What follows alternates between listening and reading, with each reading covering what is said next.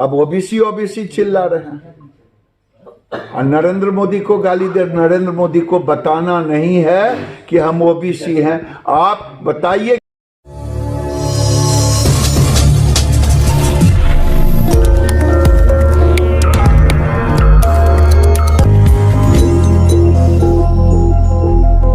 अपने संसदीय क्षेत्र बेगूसराय पहुंचे केंद्रीय मंत्री गिरिराज सिंह ने राहुल गांधी की जाति पर सवाल खड़ा करते हुए पूछा कि आखिर राहुल गांधी पहले ये बताएं कि वह किस जाति से हैं। दरअसल हाल के दिनों में राहुल गांधी के द्वारा प्रधानमंत्री नरेंद्र मोदी पर टिप्पणी करते हुए कहा गया था कि वह जन्म से ओबीसी नहीं हैं।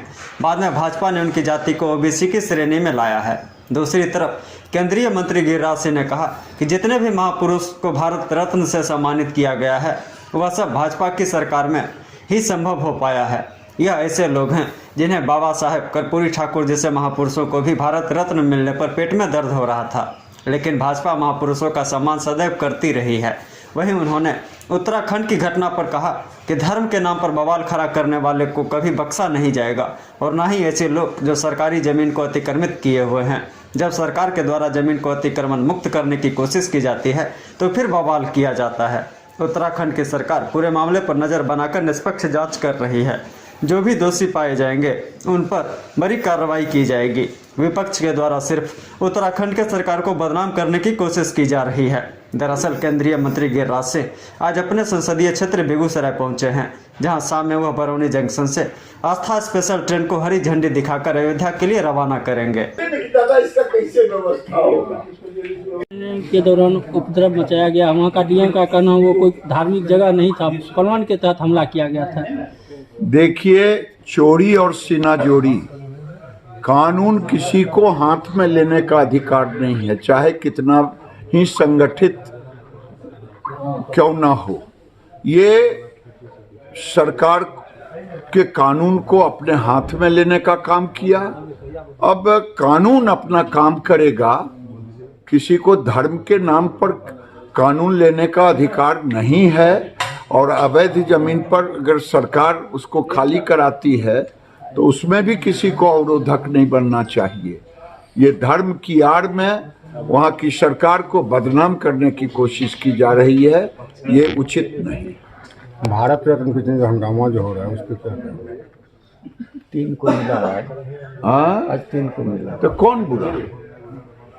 जिस कांग्रेस ने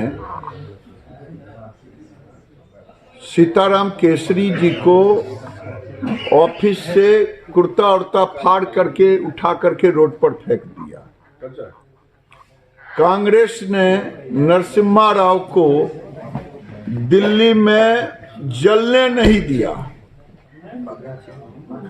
और नरसिम्हा राव को अगर मिला इसमें काहे किसी को पेट में दर्द हो रहा है। हम तो वही काम करते हैं जिन पटेल साहब को मिला या बाबा साहब को मिला, वो बीजेपी के नेतृत्व वाली सरकार में मिला।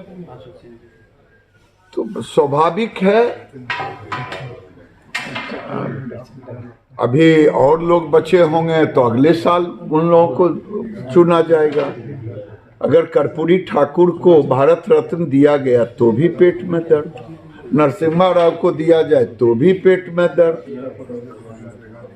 काहे दर्द? दर्द होने से कुछ नहीं होगा। कसैया श्राप ने गाय नहीं मरता है। नरेंद्र मोदी जी